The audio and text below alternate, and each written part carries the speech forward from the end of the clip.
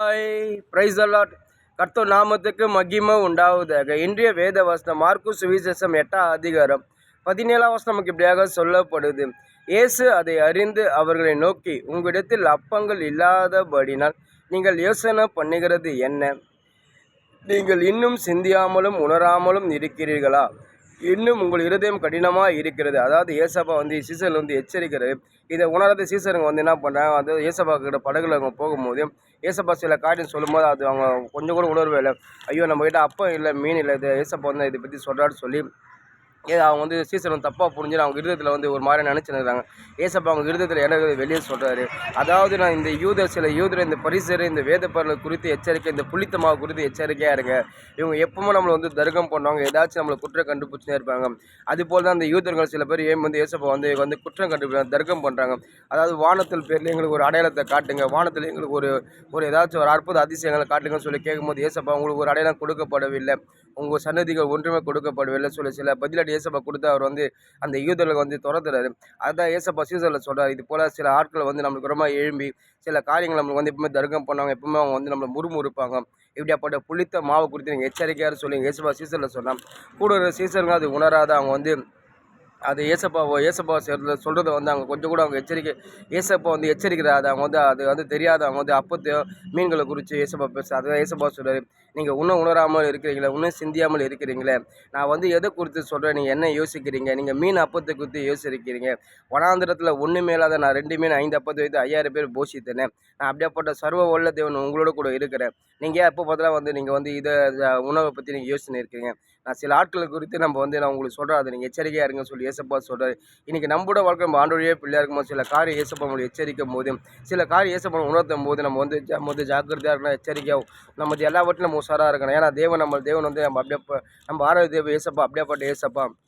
ஏன்னா நம்ம கர்த்தருடைய சித்தத்தை செய்யும்போது, கர்த்தருடைய ஊழியத்தை செய்யும்போது சில மனுஷன் நமக்கு ரொம்ப ஏமாங்க, சில சத்து நம்மளுக்கு அவங்களுக்கு என்ன தர்க்கம் பண்ணுவாங்க, சில தேவையில்லாத காரியங்களை குற்றம் கண்டுபிடிப்பாங்க. ஏதாச்சும் அவங்க ஆண்டுடைய பிள்ளைகளை குற்றம் கண்டுபிடித்தா வேலை. அவங்க என்ன குற்றம் கண்டுபிடிச்சாலும் நம்ம ஒரு நாள் அதை நம்ம பொருட்படுத்தாமல் அவங்க என்னதான் சொன்னாலும் சரி, கத்திரிட்டு நம்ம ஒப்பு கொடுத்து கத்திரிட்டு நம்ம ஜெபிச்சு, ஆண்டவரே இது போல் எனக்கு ரொம்ப இந்த சத்துரு இப்படி பண்ணுறாங்க ஆண்டு, எனக்கு ரொம்ப இந்த மனுஷன் இப்படி பண்ணுறாங்க ஆண்டவர், நீங்கள் தான் ஆண்டவர் இது சரி கட்டணும் சொல்லி ஏசப்பா நம்ம ஜெபிக்கும் போது ஏசப்பா நம்மளுக்கு சில ஆலோசனை கொடுப்பாரு. சில நம்மளுக்கு அவரோட புத்தியை தெளிந்த புத்தியை நம்மளுக்கு கொடுத்து நம்மளை கர்த்தர் வழி நடத்துவார். வேதத்தில் பார்த்தீங்கன்னா அநேக பேர் அவங்க இருதயத்தில் அப்படி தான் சிந்திக்கிறாங்க. பேதுரு சொல்கிற ஆண்டவரே, அதாவது ஏசப்பா சிறை பிடிக்கிறாங்க, இந்த யூதரை சிறை பிடிக்கும் போது அப்போ பேதுரு சொல்கிறான், ஆண்டவரே நான் உமக்காக மறிக்கவும் ஜீவனை கொடுப்பேன் ஆண்டவர் சொல்லுவார். உடனே ஏசப்பா பேதுருக்குள்ள அவங்க இருதயத்தில் என்ன ஏசப்பா என்ன சொன்னார், பேதுரு நான் மெய்யாக சொல்லுகிறேன், இன்று சேவல் கூவுறது 2ஆம் தடவை நின்று 3 தடவை மறுதளிப்பான்னு சொல்லும் போது அப்பயே பேதுரு சொல்கிறான், அப்படிலாம் செய்ய மாட்டேன் ஆண்டவர், நான் கான்ஃபிடன்ஸாக நான் உமக்காக நான் மறிப்பேன்னு சொல்லி. அதுக்கப்புறம் பார்த்தீங்கன்னா அதே போல் பேதுரு சேவல் 2ஆம் தடவை கூவுத்து முன்னாடி கத்திர 3 தடவை மறுதளிச்சு, அதுக்கப்புறம் 3ஆம் தடவை மறுதளிப்பு ஏசப்பா நோக்கி பார்க்குறான். ஏசப்பா சொன்னபடி ஆச்சு. ஏன்னா ஒரு மனுஷன் இருதயத்தில் என்ன இருக்குது அது மாதிரி ஏசப்பாக்கு அறிந்த தேவன். அப்படியாப்பட்ட தேவன் நம்ம ஆராதிக்க ஏசப்பா. நம்ம ஆண்டோடைய பிள்ளையாக இருக்கும்போது சில காரியம் ஏசப்பா நம்ம உணர்த்தும் போது நம்ம எச்சரிக்கையாக இருக்கணும். சில ஆட்களை குறித்து ஏசப்பா எச்சரிப்பார்.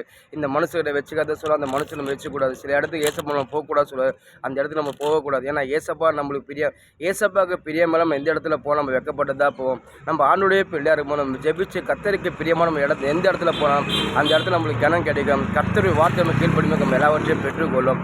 சீசர் உணராமல் இருந்தாங்க, கர்த்தர் கூட இந்த சீசரே உணராமல் இருந்தாங்க. ஏசப்பா அவங்களுக்கு குறித்த ஏசப்பா ரொம்ப கோவப்பட்டு சொல்கிறார், நீங்கள் உணராமல் சிந்தியாமல் இருக்கிறீங்களே, ஜாக்கிரதையாக இருங்கன்னு சொல்லி ஏசப்பா சொல்கிறார். நீங்கள் நம்ம ஆண்டுடைய பிள்ளையாக இருக்கும்போது நம்ம ஜாக்கிரதையாக இருக்க எச்சரிக்கையாக இருக்கணும். ஏன்னா பிசாசு வேத அப்படி தான் சொல்லுவோம், எதிரான பிசாசுக்கு எச்சிக்க சிங்கம் சாத்தான் யாரும் காத்து இருக்கிறான். நம்ம ஆராதிக்கிற ஏசப்பா ராஜ யூத சிங்கம். அவர் ரொம்ப ஞானத்தை கொடுப்பார், நம்மளுக்கு புத்தியை கொடுப்பார். வேத அப்படி சார் உங்களுக்கு பயத்தின் ஆவியை போடாமல் பலத்தின் ஆவி அன்பி நாம் தெளிந்த புத்தியை கொடுக்குறாரு. நம்ம எப்பவுமே தெளிந்த புத்தியாக இருக்கணும். ஏசப்பா சில காரியம் நம்மளை எச்சரிக்கும் போது அந்த எச்சரிப்பில் நம்ம ஜாக்கிரதையாக ஏசப்பா போகக்கூடாது. சில இடத்துக்கு நம்ம போகக்கூடாதுனா போகக்கூடாது. சில மனுஷோட வச்சுக்கூடாது. ஏன்னா அது நம்மளுக்கு அது நல்லது. ஏசப்பா நம்மளை ஆண்டுடைய பிள்ளைங்க ஏசப்பா நன்மை தான் செய்வார். சீசரில் ஏசப்பா நன்மை தான் செஞ்சார். நீங்கள் அந்த கர்த்தரை நம்பி விசுவாசிங்க, உங்களுக்கு நன்மை தான் செய்வார். ஆமென்.